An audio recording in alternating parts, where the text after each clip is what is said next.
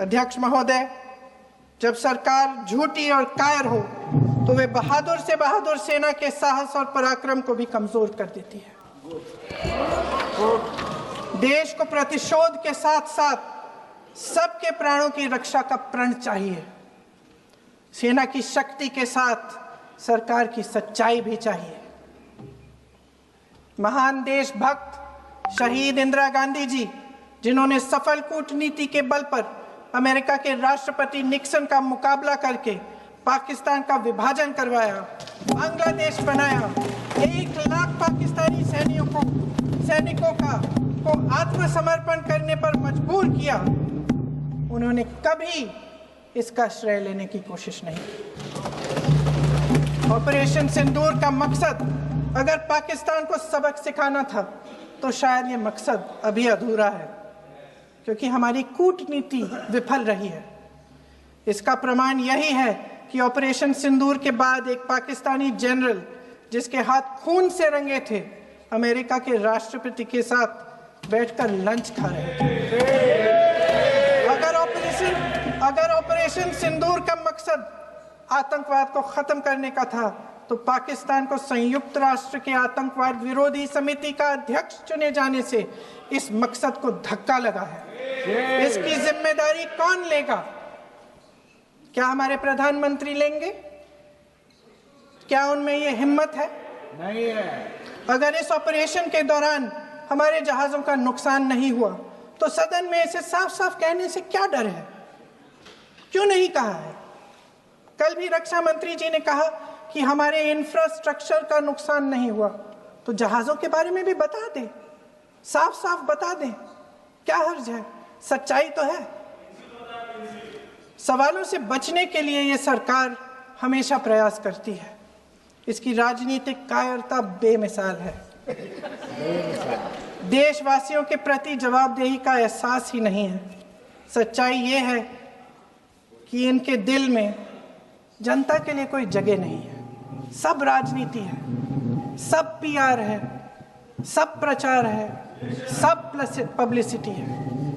देश की जनता के लिए आपके हृदय में कुछ नहीं रहा। बहुत समय हो गया है आप इस प्रचार में ही लिप्त हैं, जनता को देख नहीं पा रहे हैं। जी मानिए। जो पहलगाम में हुआ, खत्म करती हूँ, जो पहलगाम में हुआ उससे हर एक देशवासी के दिल पे चोट पहुंची है। हिमांशी नारवाल की गुहार ने हम सबको शर्मिंदा किया है। इसीलिए मैं आज यहाँ खड़े हुए एक आखिरी बात करना चाहती हूँ।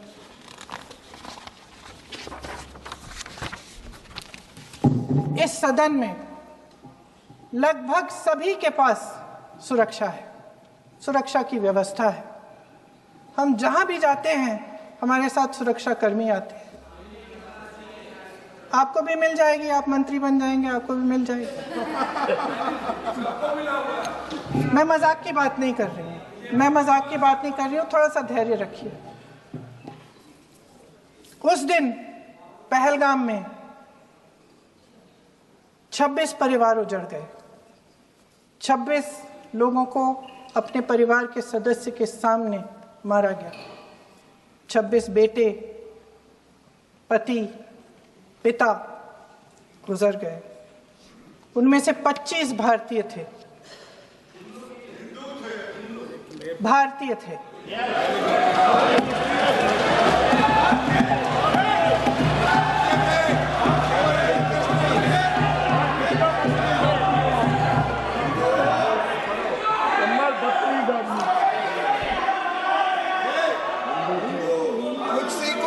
जितने भी लोग बैसारन वैली में थे और जो 25 भारतीय मारे गए, उनके लिए कोई सुरक्षा नहीं थी, कोई सुरक्षा नहीं थी। आप कितनी भी ऑपरेशन कर डालें, आप इस सच्चाई के पीछे छुप नहीं सकते, इसे नकार नहीं सकते। आपने उनको सुरक्षित नहीं किया। कोई शर्म नहीं है, कोई शर्म नहीं है, कोई शर्म नहीं है, और ना कभी होगी। सुन लीजिए, सुबह भी मैं शिव मंत्र बोल के आई हूं। इनको क्या पता शिव मंत्र क्या है? शिव मंत्र खत्म कर लूं अपना भाषण। शिव मंत्र मैं एक बार उन 25 भारतीयों के चलिए चुप रही। मैं एक बार उन 25 भारतीयों के नाम इस सदन में पढ़ना चाहती हूँ, ताकि यहाँ बैठे हर सदस्य को यह एहसास हो कि वे भी हमारी तरह इंसान थे, किसी राजनीतिक बिसात के मोहरे नहीं थे। वे भी इस देश के बेटे थे, वे भी इस देश के शहीद हैं। उनके परिजनों के प्रति हम सब की जवाबदेही बनती है। उन्हें सच्चाई जानने का हक है। समीर गुहा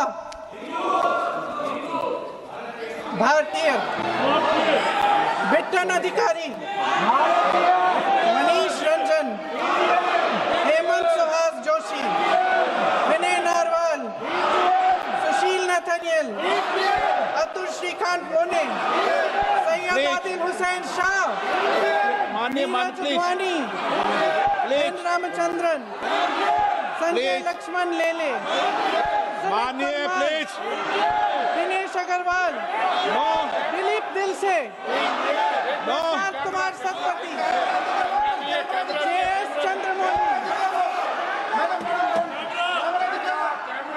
अब आप बोलिए, अब आराम से। JS चंद्रमौली, यतीश परमार, S मधुसूदन राव, माननीय सदस्य, नारेबाजी का सदन नहीं है।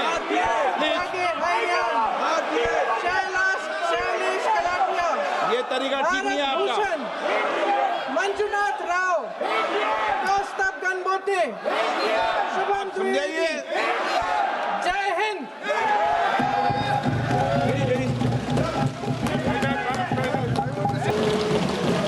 और मान्यवर, आज मैं सदन को बताते हुए बहुत खुश हूं। मोदी जी ने ऑपरेशन सिंदूर कर आतंकवादियों को जिन्होंने आतंकवादियों को भेजा था, उनके आकाओं को जमीन में मिलाने का काम किया था।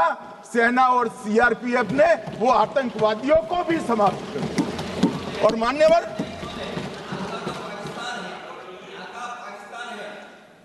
कौन पाकिस्तान से आपकी बात होती है क्या?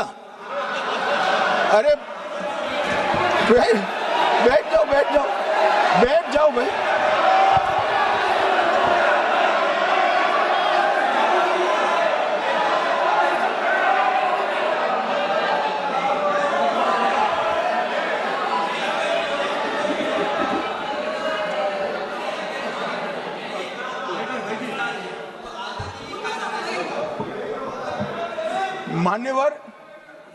मान्यवर, मैं बताता हूं कैसे इनके आका मारे गए, वो भी नाम के साथ बताता हूं, जगह के साथ बताता हूं, घंटे, मिनट और सेकंड के साथ बताता हूं। मान्यवर, मैं तो अपेक्षा करता था कि जब एक सूचना सुनेंगे, पक्ष विपक्ष में खुशी की लहर दौड़ जाएगी, मगर ये स्याही पड़ गई इनके चेहरे। क्या है मान्यवर, किस तरह की पॉलिटिक्स?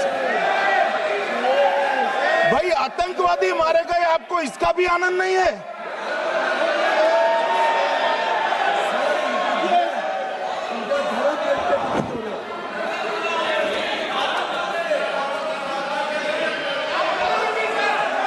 अखिलेश जी बैठ जाइए, मेरा पूरा जवाब सुनिए, आपका सब जवाब आ जाएगा। भाई, आप आतंकवादियों का धर्म देखकर दुखी मत होइए।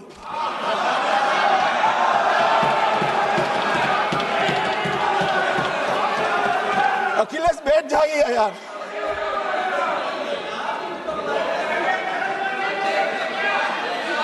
अखिलेश जी बैठ जाइए। मान्यवर, किसी को संशय रखने की जरूरत नहीं है। बैलिस्टिक रिपोर्ट मेरे पास है, मेरे हाथ में है, और 6 वैज्ञानिकों ने इसको क्रॉस चेक किया है। सुबह 4:46 पर फोन पर मुझे 6 ने वीडियो फोन पर कहा है कि 100% वही गोलियां हैं जो वहां चलाई।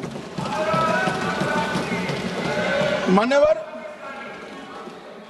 ये हमारे देश की सेना, सीआरपीएफ और जम्मू कश्मीर पुलिस, ये तीनों का एक साझा बहुत बड़ा कामयाबी है जिस पर 140 करोड़ को नाज होना चाहिए, देश की जनता को नाज।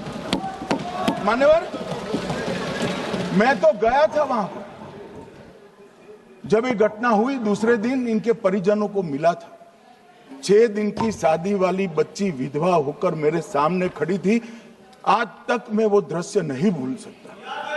मगर आज सारे परिजनों को मैं कहना चाहता हूं कि मोदी जी ने ऑपरेशन सिंदूर से भेजने वालों को भी मारा और हमारे सुरक्षा बलों ने जिनको भेजा था उनको भी मारा और एक ऐसा सबक सिखाया है कि आने वाले कई दिनों तक कोई ऐसी हिम्मत नहीं कर पाएगा।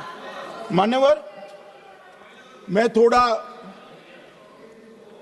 एनआईए की जांच के बारे में भी बताना चाहूंगा।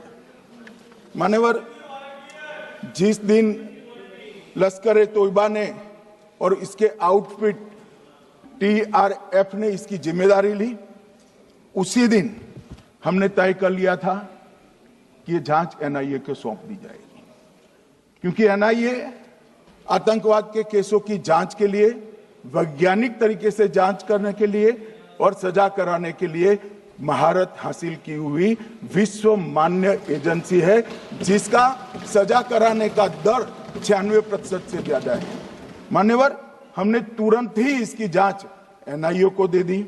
हमने पूरी व्यवस्था की। सेना, BSF, CRPF और जम्मू कश्मीर पुलिस ने कि लोग देश छोड़कर भाग न जाए। और मान्यवर, इसकी जांच की शुरुआत हुई। एक थकाने वाली बहुत लंबी जांच हुई है। जांच के दौरान मृतक के परिजन जो साथ में थे उनको सभी को चर्चा किए गया। पर्यटकों, खच्चर वालों, पोनी वालों, फोटोग्राफर,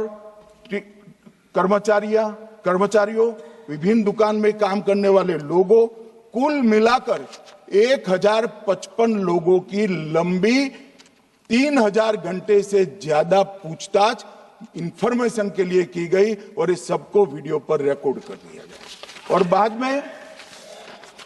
बाद में इसके आधार पर स्केच बनाया गया और ढूंढते 22/6/25 को एक बशीर की पहचान की गई और परवेज की पहचान की गई, जिन्होंने आतंकवादी घटना के अगले दिन आतंकवादियों को शरण दी थी। उनको अपने ढोक में रखा था। वो दोनों को गिरफ्तार कर लिया गया। अब वो हमारी कस्टडी में है। दोनों गिरफ्तार अपराधियों ने खुलासा किया कि 21/4/25 की रात को 8 बजे 3 आतंकवादी बेसरन से लगभग 2 किलोमीटर दूर स्थित परवेज ढोक में आए थे। आतंकवादियों के पास AK-47 और M9 कार्बाइन थी। जो 2 आतंकवादियों ने काली पोशाक पहनी थी और एक ने छद्म वेश किया था। खाना खाया, चाय पी और ढोक से निकलते वक्त कुछ खाना, नमक, मिर्च और मसाले लेकर वो चले गए। मान्यवर, उस वक्त हमने जिन खोखों को रिकवर किया था, इसको हमने चंडीगढ़ FSL में टेस्टिंग के लिए भेज दिया। और जब चंडीगढ़ FSL में टेस्टिंग के लिए भेजा गया तो वही राइफल से एप्को आतंकी हमला हुआ था, वो भी निश्चित हुआ। तो आज इसके साथ साथ दूसरे एप्को आतंकी हत्या को अंजाम देने वाले आतंकियों का भी इसके साथ ही समाप्ति हुई है, उनको मार दिया गया है।